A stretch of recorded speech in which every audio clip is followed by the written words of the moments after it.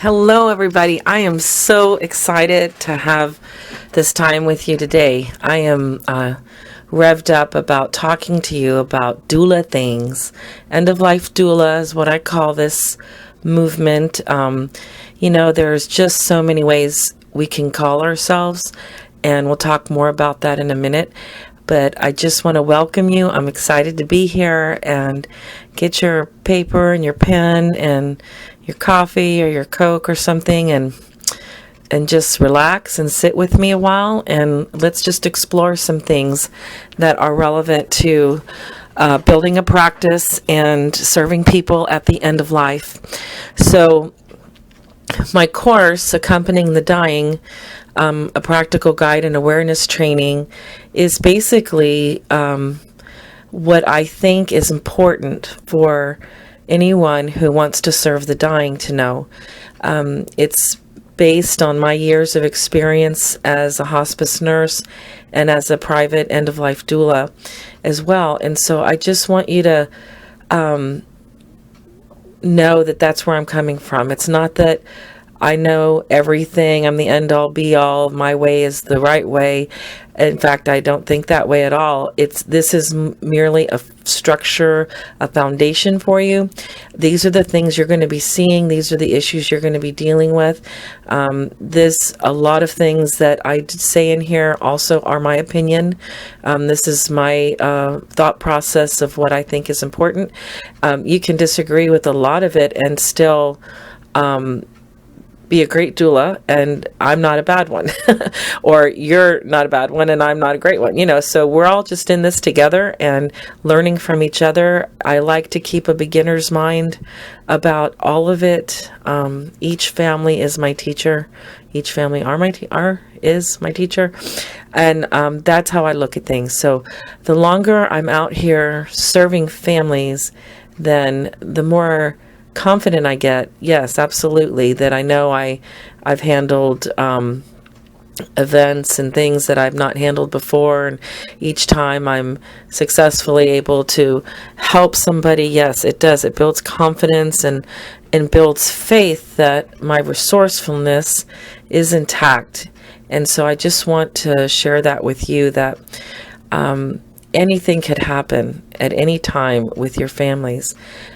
Trust your resourcefulness. I feel that if you stay with that beginner's mind and stay with that feeling and that concept that each family and each person in that family are going to be your best teachers, then you're not going to become a know-it-all or get cocky with thinking that you know everything. And believe me, that you don't want that energy. I know people like that, and to me that's sad, because in knowing everything and feeling like you're an authority on something, you miss a lot. Having confidence about what you're doing is different than feeling like you can't be taught anything. So yes, own it. Own that you know what you know. I'm not saying that. I'm just saying that stay open. The confidence from years of experience will get you far. That's what experience is all about. That's why people want to come and learn from others. That's why I want to learn from experienced people. But my favorite ones are the ones that have that beginner's mind, that don't claim to know everything, that know they still have much to learn, and that each new family is their teacher. So I wanted to start with that. We're on this call. We're going to go over section 1, and we're going to go over some other topics, specifically leadership and how I view that in relation to your coming out with your training, coming into your power and creating your practice. I want to talk about leadership and the trailblazing that you're doing. And so after I go over section 1 and some of the thoughts that I have around that, I'm not going to be reading to you by any means. You can read it on your own. What I'm doing is just going to be sharing thoughts outside of what I've written, that'll complement section 1, and then we'll go in and talk a little bit about leadership and the trailblazing you're going to be doing, that you are doing now, and wrap it up. Okay, so let's take a big breath. And just, I want to sit in gratitude that I'm able to sit here with my little microphone and talk into it, knowing that somebody on the other end is listening to this and wants to hear and learn more about serving the dying so that they can go out and be a great force within their community to provide peace and comfort. So I just ask that you receive my blessing, the blessing of all the people before me, before you, that have done this work for lifetimes before us, that we carry on and learn and read and talk to other doulas and find out about their practice so that we can empower our own and help the people in our communities. So, excuse me, I'm coming off a cold. So section 1 is, I called it, be prepared for anything. So mystery is all around, but not in the showing up. So that, to me, is a perfect phrase. I love that. I don't know if I was talking to somebody and they said it, or I said it, or I read it. I think I was talking to somebody, and we were, it just struck me that if you can keep that in your mind, that yes, it is mysterious, but there is just showing up and being available and having boundaries around what you're going to do will give you a safety and a structure to hold the reverence of the whole time period. So yes, it is magical, it's mystical, it's sacred, it's mysterious, it's all those things, the dying of somebody and the way it affects a home and the people that love that person. But there's no mystery in us showing up. Okay, so knowing that when you create your practice, you're creating a practical, doable practice that you need to start writing down what feels good, what doesn't feel good, journal about how do you want to serve, and see how that coordinates with what is needed out there. You always need to be asking your community, what do they need? You know, you might want to serve and create beads for something that you think is necessary during the dying process. But if nobody wants that, they see it, know you do it, and want it, then you're not going to be able to share your gifts in that. So it's a stupid example, but I just want to share that it's not enough that I just do what I'm passionate about. That's what I'm building my practice on, but I need to tweak it around what people want and what do they need, and it needs to be interactive. So otherwise nobody's going to call me, and I'm not going to be feeling any need except every now and then, and that's not how I want to be used. I want to be used by people who need me, and I want to share, I want to serve. So showing up will be made up of you doing some soul searching on exactly what you want to do, how you want to serve. Do you want to be there all night or not? Do you want to be just days? Do you want to be just nights? Do you want to do vigil days on end? Do you just want to do certain time periods? Do you want to have a team? Do you want to be by yourself? You know, just those kind of questions. Do you want to travel a lot in your life? So that will determine some of the ways you're available, or say you're going to be available in your practice. Do you have to work every day till 6 o'clock? Is it varied? So, you know, I had a job one time that I was on call 1 week and then off 1 week. So my program was different during those 3 years than it is now today. So be thinking about and start journaling, keeping track in a certain area that you're going to put all your notes around creating your practice in one area in your notebook. So that way you can just keep up with yourself and just see how that's evolving, because something that you think you just want to do today, you'll get a new idea tomorrow and ditch that and do the other. And then also, as you go out and actually do the work, you'll see the things that you're going to want to keep and the things that you want to not do anymore. So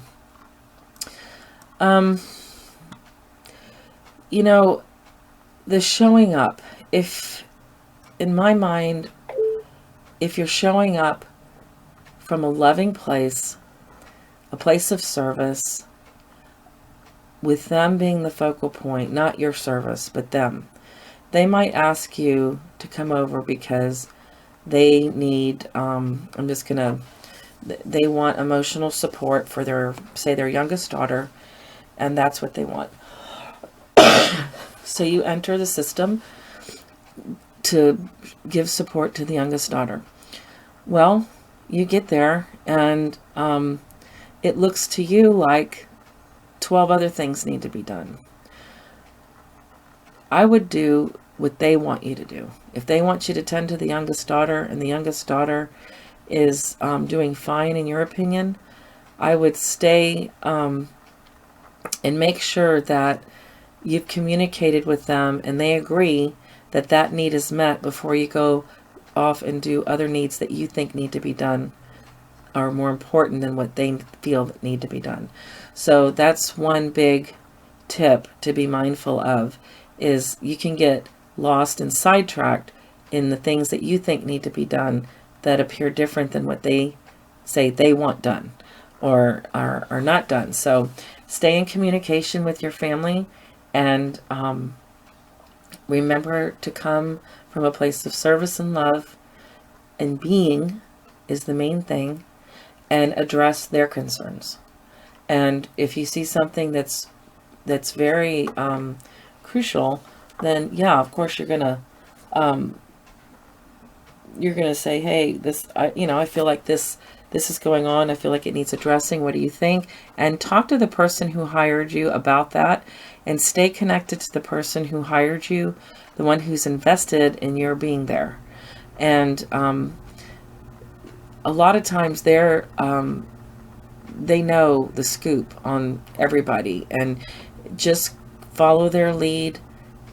Find out from them what they feel like they need for the family. If you come on to other things as you're there, talk to them about it. Just stay in communication so that you stay in service, that we stay in right size relationship. We're not coming in there trying to run the show.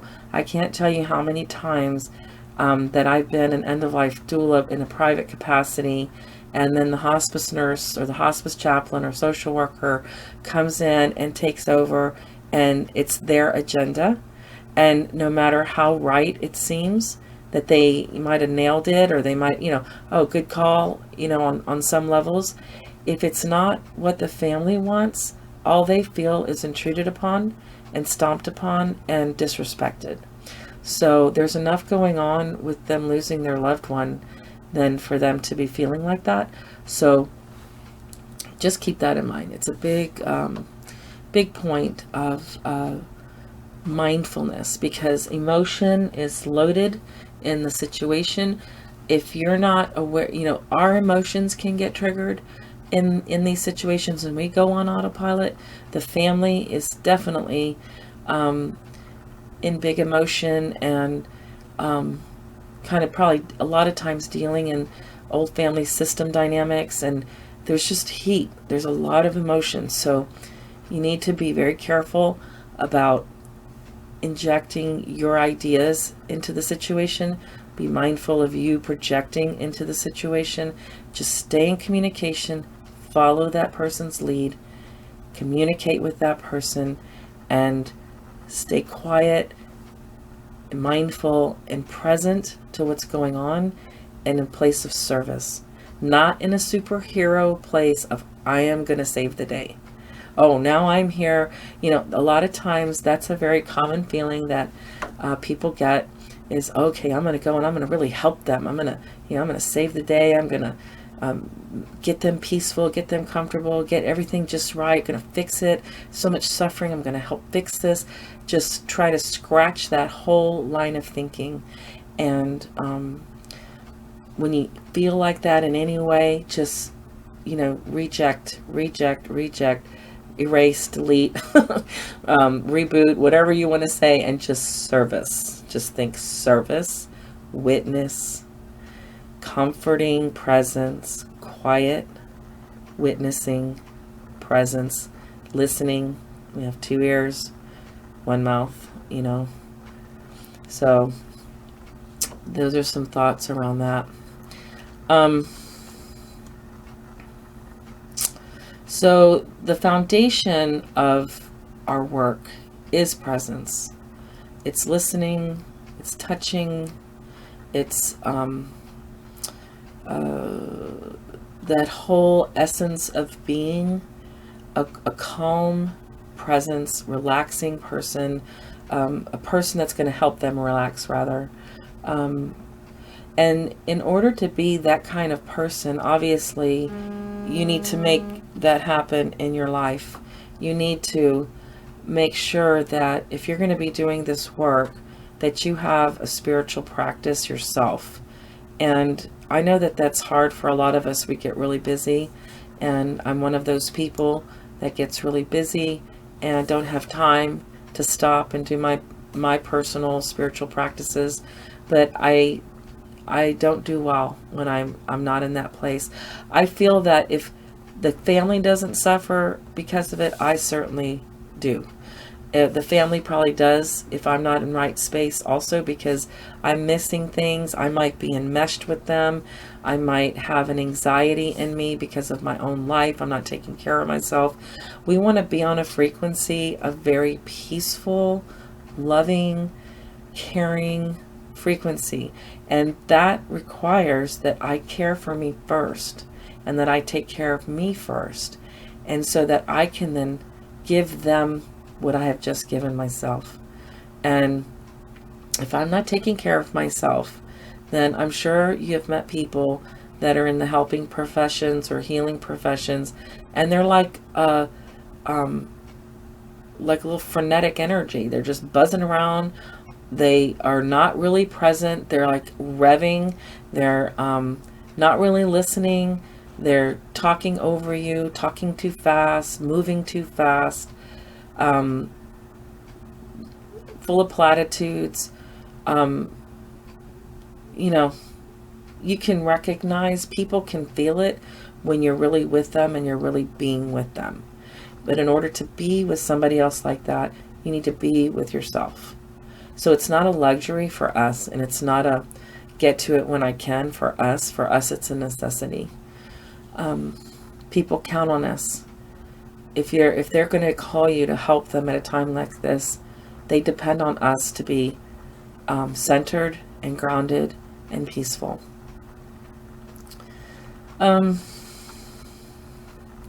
So listening is the big thing.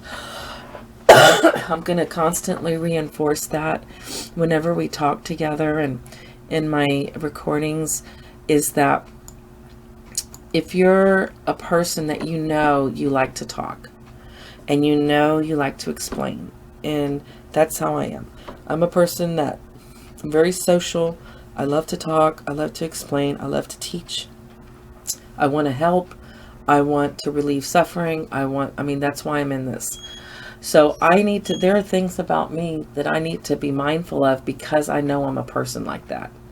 If I were a person that tended to be quiet, tended to go invisible around stress, tended to disappear in some way, then my issues are different, and I'm going to have to address those and stay on top of that when I'm in these situations. So know who you are. Part of the path of spiritual caretaking for yourself is to know yourself and know what triggers you and know how to take care of yourself, and so that you can be that grounding presence for that family. So it's not just a matter of you having a terrible day, you get a call, and you go out there thinking you're going to be Miss Peaceful just because you decide, I'm going to be peaceful now. That other energy will come out. So you need to have a way that you can empty that stuff from you before you see your families. And so that you can be maximally effective. Another wonderful thing about being with the family and showing up is creating that beautiful and soothing space. So a lot of times, I'm sure you've been to the home of somebody and they're so busy taking care of that person, they don't realize there's a million tissues laying around, or the old medical equipment that has been sitting there forever that nobody uses anymore is still in view. Try to clean all that stuff up and put it away, and call the equipment company to come pick up the things they're not using. And if they smell good candles, or if they like aromatherapy, get a little atomizer and get some oils going. Or if they like a certain fragrance, get that fragrance.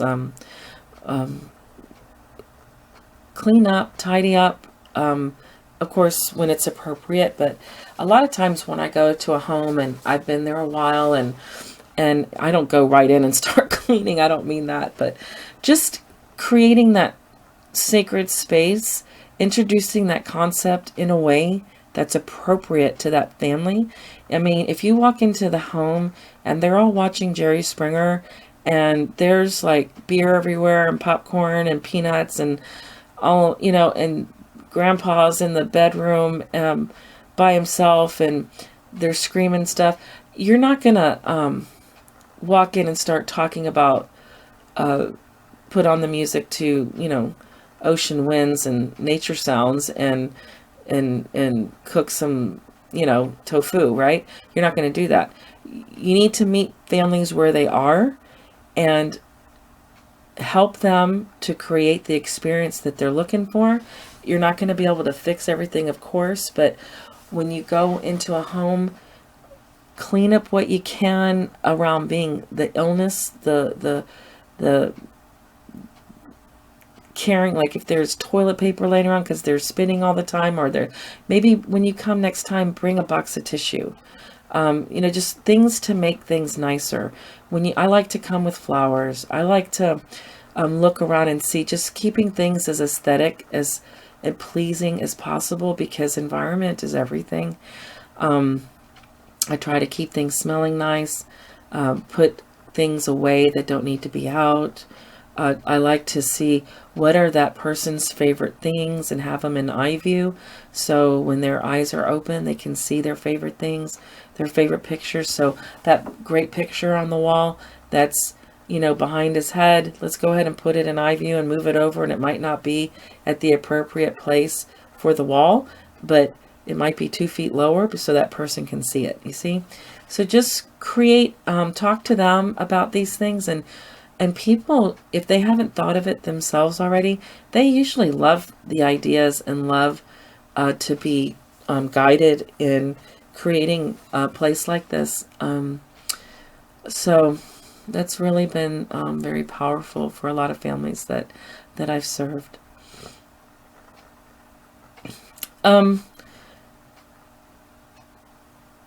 There's a lot to be said, of course, days and days to talk about the spiritual issues, that the possibilities when someone is dying of healing that can go on with that person, within themselves, and within their relationships. And the suffering that we witness, it can't be fixed. There's just no way. So have faith that they're working out their issues in their way and their time. If you see an opening that you can be of help in that, by all means offer it. Ask questions of, if they say they're sad, what are you sad about? And is there anybody that you'd like to talk to? Is there any relationship that you would like to heal? Is there anything I can do to facilitate anything for you? and see how you can be helpful. But know that this is their work to do. Not everybody is going to be saying these beautiful goodbyes and having these talks and closure and all that. That is a great thing to shoot for, and everybody understands that that's healthy and healing for everybody. But you don't know what's going on in someone's heart. We don't know what's happening when we're not there. We don't know how significant a look that somebody has to somebody else might be, so much more powerful than the actual words of I love you or I forgive you in their world. So try to keep your standards out of it, of what things mean and what means what, and if this is a good death or not. I really, that really hung me up in the first few years of my practice as a hospice nurse is, there's so much writing on what a good death is and what it needs to look like and this and that. And they're beautiful concepts. And yes, it would be great if everybody got along and everybody forgave each other and everything was healed all nicely. And that would be just amazing. But, a lot of healing happens in the imperfection too. And you'll never know what that is. So I really focus on not having expectations of what I think something should look like, but just asking, is there anything I can do if it feels appropriate? If I see that something's not being done that would seem like a logical next step in a loving family, I would ask questions that might lead to that conversation. Do you need to help facilitate anything? Is that wanted, And so, when you approach all this very tenderly and respectfully, you might find that there's a lot you can do. There may be phone calls you can make that'll help that son in prison talk to their mom one last time, or there might be something you can do that would help find adopted daughter somewhere. You just never know what it is you're going to be able to do. The hospice team, usually you're going to be working when a family's dying and they call you, they're usually going to be on hospice. So get your hospice involved. If you find out information that they don't have a contact person. Usually it's the RN case manager that you'll call and be connected with, because they're responsible for the whole case, and then they get the information out to the rest of the team. So make sure you have that RN case manager's name and phone number, and they have yours. And then you let them know when there's things like that, because they have a whole team that can help bring closure and bring peace and healing to a family. And we're just, we're a powerful part, but we are a complement to the hospice. There are going to be some families that you have that won't want hospice sometimes. I would encourage you to try to encourage them to have hospice on board, so that that family is well taken care of, has the appropriate meds, that when that person dies, we don't have to go through police and 911 and all that kind of stuff. The nurse can come out and pronounce, and there's just so much less drama that way. So, I'm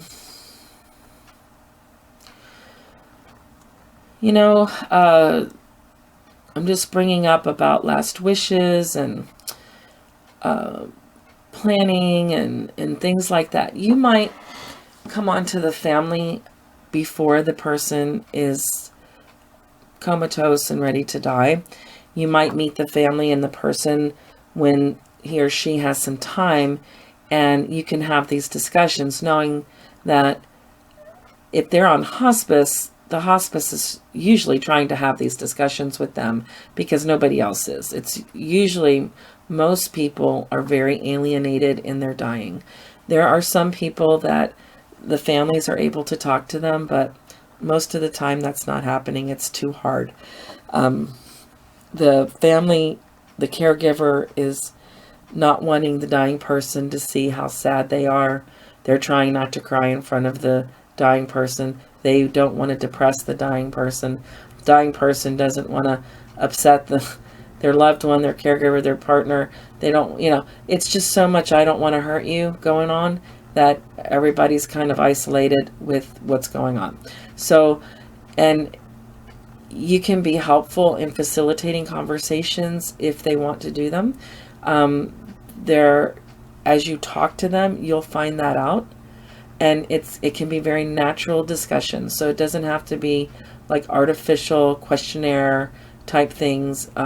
When you sit and you have conversation, listen for those cues. And most of the time, if they're bringing you on as a private end-of-life doula, they're talking to you. So it's not like you're with a family who doesn't want to talk and are very closed down. You're not a hospice that comes for free to them, where Medicare pays for everybody over 65 to have hospice, and you'll come into situations when you're a hospice person that are like very different than what you're going to come into as a private end-of-life doula. So as a private doula, they're asking for your presence. They want you there. They want to talk to you. They feel like you have something to offer, and that you want to, they want your help, and they respect you, and they feel your energy when you meet them. They're not going to have you come help them unless they really like you.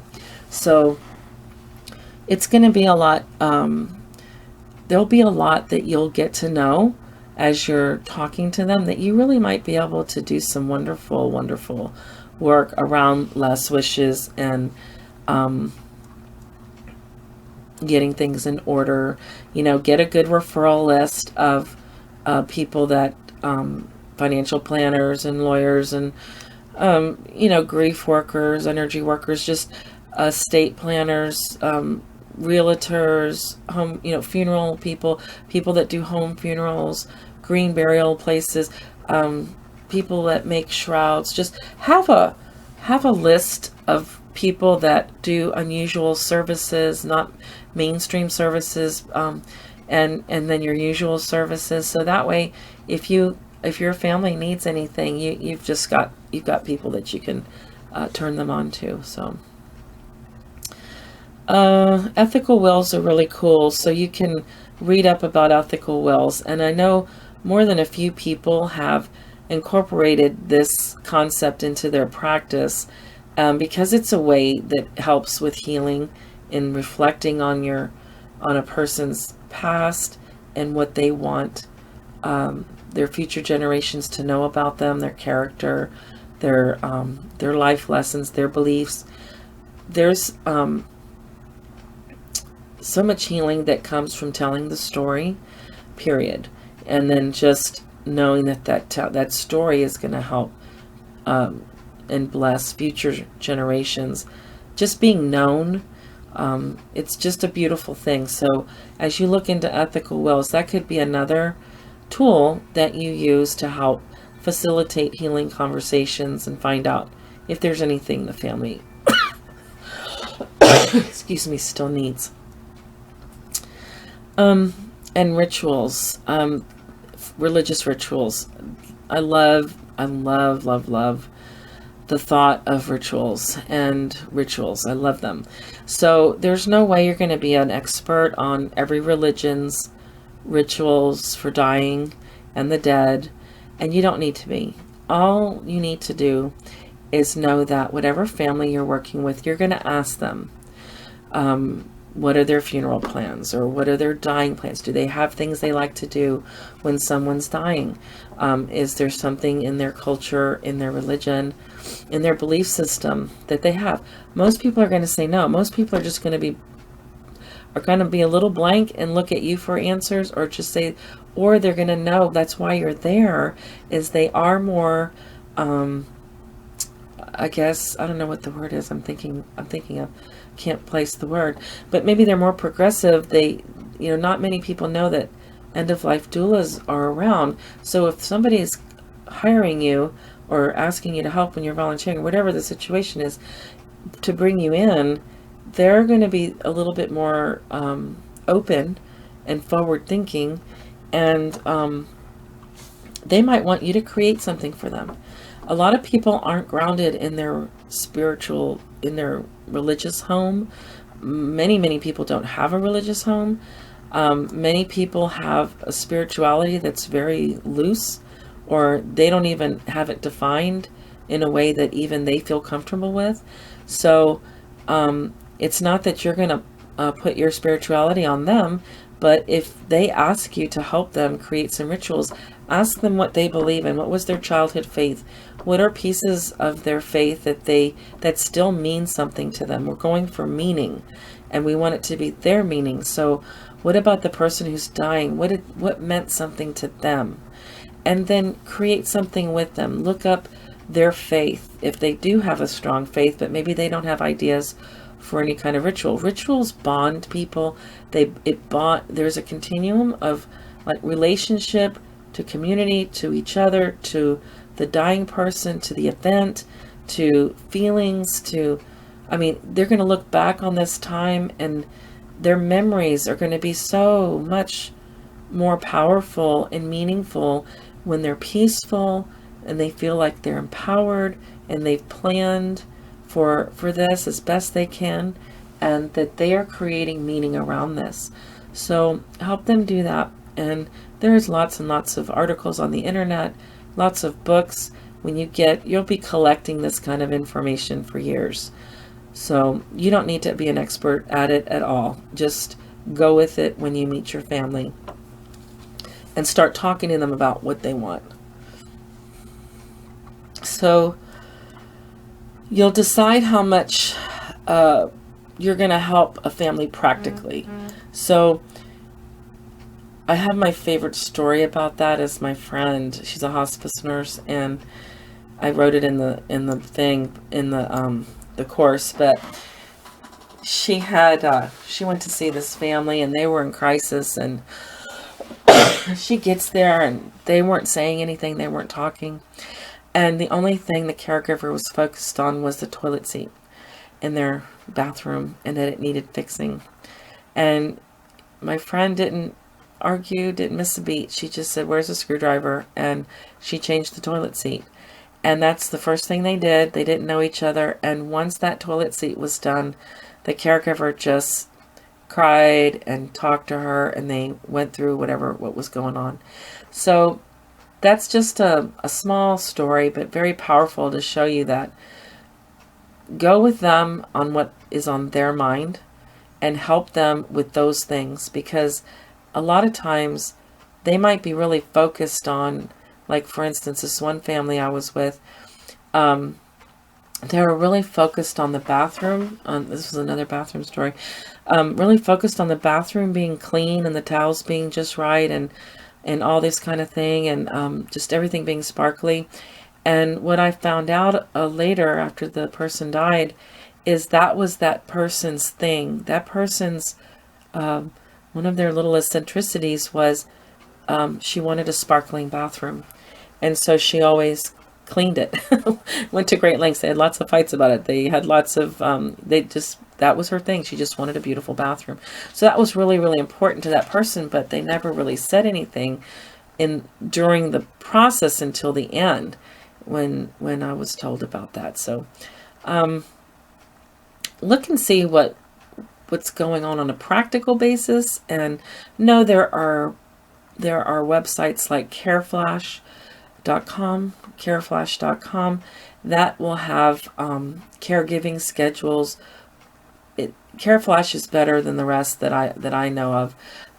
They have ways that you can see disease process. They have charts for that. They have a really cool thing where you can do audio and just tell stories into decades of the person's life. So they have like 10 to 20, 20 to 30, 30 to 40, 40, 50. And so people that knew that person in those different time periods can create a story into those different sections. It's just really wonderful. Has blogs, has all kinds of things, as well as a caregiver calendar. But so that's really helpful for you to help them find maybe a central person in their circle of influence or circle of friends that would be the contact person that can help that family get some practical needs met. You can decide as a doula, what do you want to do and how much do you want to do in the practical realm. I myself, I'll do anything. I make breakfast, I'll go do errands, I'll do grocery shopping, I'll clean, it's not that I bill at that, or like say that's what I do. I clean, I make breakfast, I do. But it's when I'm at the house, I just do what's needed. And if I see something that needs to be done, I do it. Or I ask them if they want it done, and I arrange for it to be done if I can't do it. And in a way, the way I operate, I guess I call myself, a generalist, or like a concierge of things, of what needs to be done at this time, whatever it is. I've helped people deal with medical bills. I've helped them arrange funerals. I've been at the crematory, making sure that's the body. I've done all kinds of things. So just know you can decide how do you want to serve, and how practical do you want to get. And knowing your boundaries. On the heels of that is a good place to go next. That's something you'll find out as you go. Go with what you know right now. When you're starting to create your program of what you want your service to be, if you feel something in your gut or your heart that goes, I don't know, pay attention to that, and use those as your guides, your guideposts to where your boundaries are. Once you start serving families, you're going to find out where they are real quick. When you start serving a family and you haven't clarified something, and they want you to do that and expect you to, and it wasn't clarified before, that's a place you can totally negotiate in the moment. And then for next time, you're going to have it as part of your boundaries. So just know that and expect that that's going to continue to happen as you go for a while, until you really learn where yours are. So don't be upset if things like that kind of catch you off guard.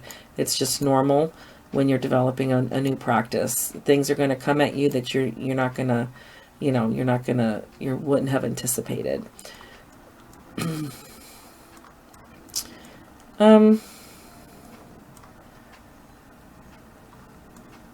I guess I would want to talk a little bit about the transition plan and funeral plan,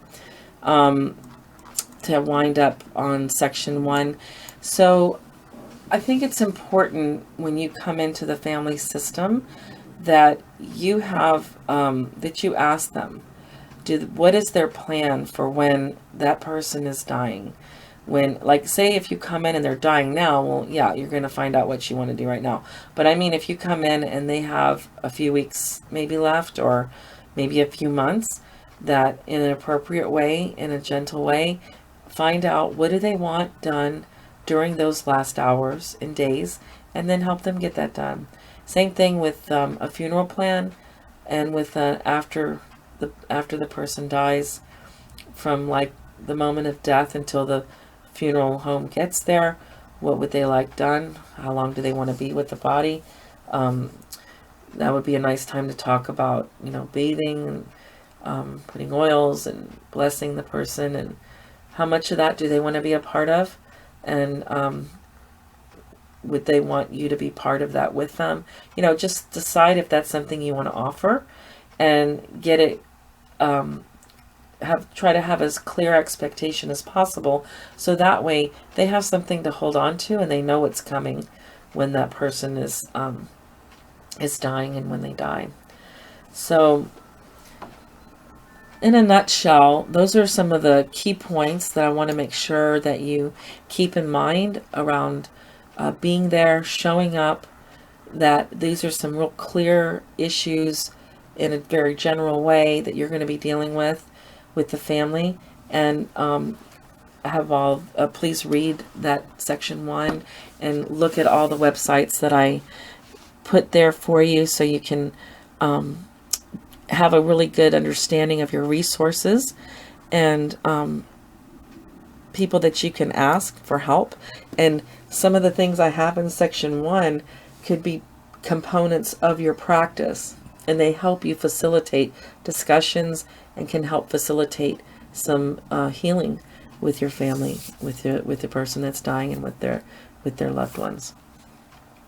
So, all right, let's take a breath.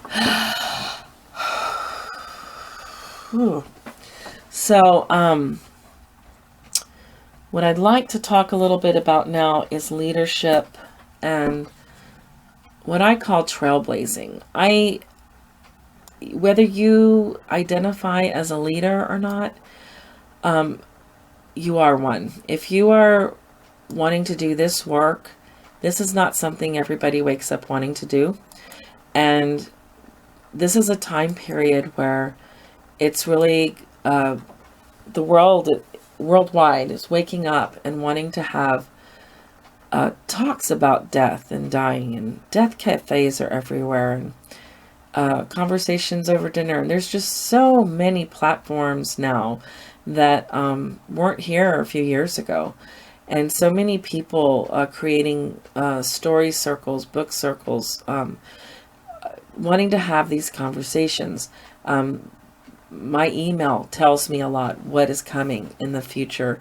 I can tell now by 10 years of doing this work, I can tell by the kinds of emails that I get what's coming. And I'll tell you what's coming is a lot of people are waking up to the fact that they want to serve, but they want to serve their way. So there'll be, there are lots more people like you who are writing me and wanting mentoring and training as you develop your practice, and more and more people than ever before are seeking this kind of they're really owning that they have this calling and they want to do something about it. And many of these people aren't getting enough out of the hospices that they're volunteering with, or they just don't want to do it in certain ways that the hospice is requesting them to do it. They want to do it in their own way, and they want to do it full time, and they want to make a living doing this work. So lots more people doing this than I've ever seen in the last 10 years. So we're here to stay. So just know that you're a leader in your community. You're on the edge. You're on the leading edge in your community. If there are other people doing what you're doing, like in Austin, there's other people doing what I'm doing. I love to connect with them and talk to them and find out what they're doing, how they're doing it, and how we can refer to each other and what's going on. So just get to know the other people in your community who are doing your work. Get together with them, meet them for coffee. Find out exactly. Oftentimes they're doing more than what you think they're doing, or doing things differently than you thought they were doing. So really, and let them know what you're doing, and just see how you all can work together, because there are plenty of people to go around for us to help. And they really can be a great ally. And think about, so when I found out about Death Cafe, there was already a Death Cafe going on in Austin. And so I wasn't going to go do another Death Cafe in Austin. I guess I could do one in one of the surrounding communities. I could go to Pflugerville or Hutto or Round Rock or Cedar Park. I could go somewhere else and do a Death Cafe, but I chose not to.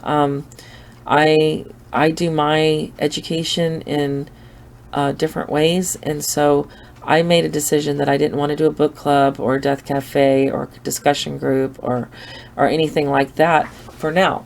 So, but those are some things you can do if you feel called to do that. If there's nothing, if you're in a small town or a community where there's not anything like that going on, it makes perfect sense to do something like that. Something where people will begin to look at you as the leader that you are. You're stepping out into an area that most people don't want to talk about.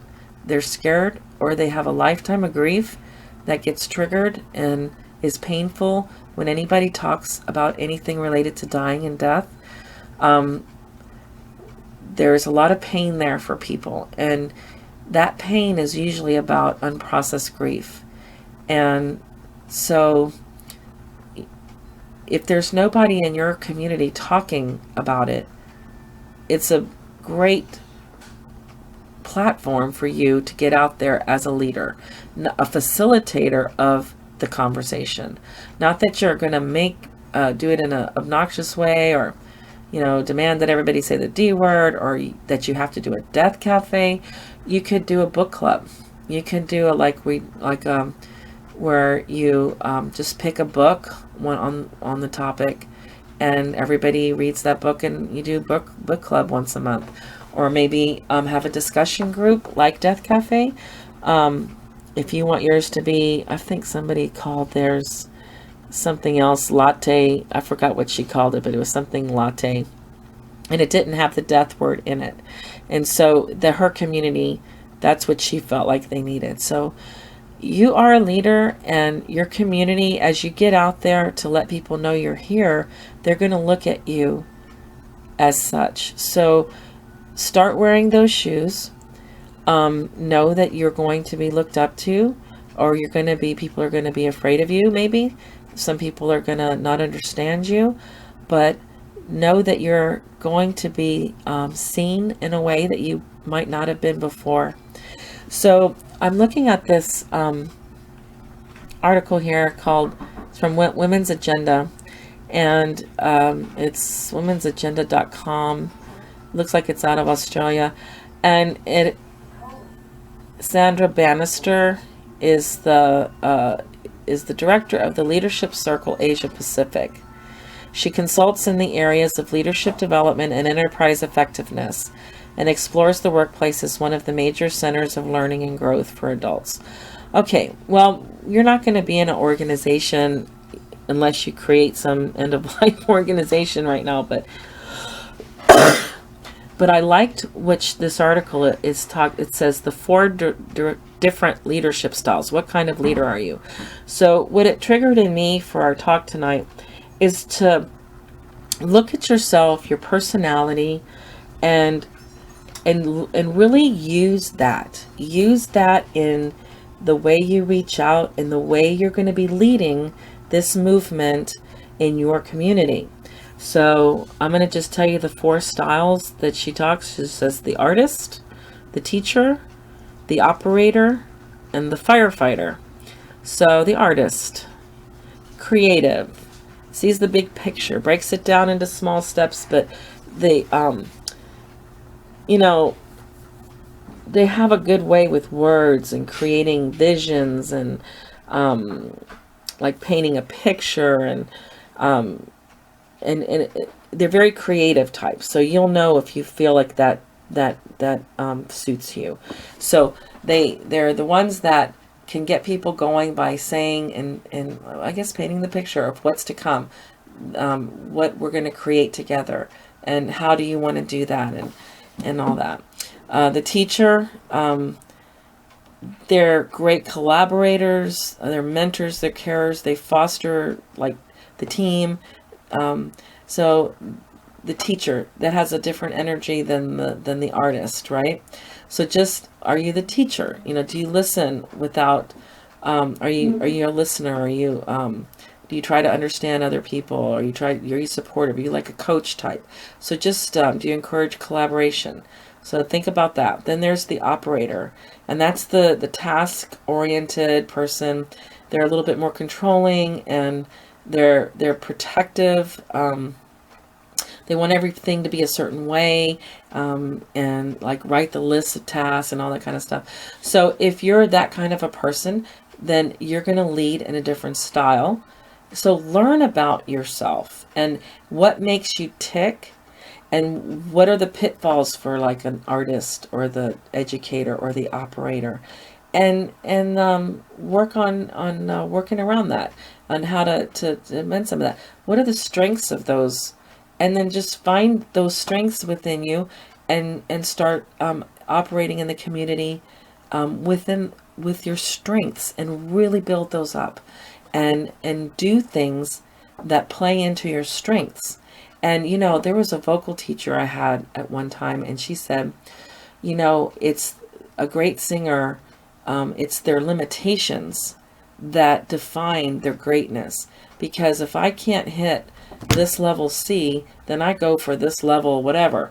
You see what I'm saying? It's like the limitation directs their greatness, in that if I'm limited here, I'm going to go over here. Well, going over here is where I really shine.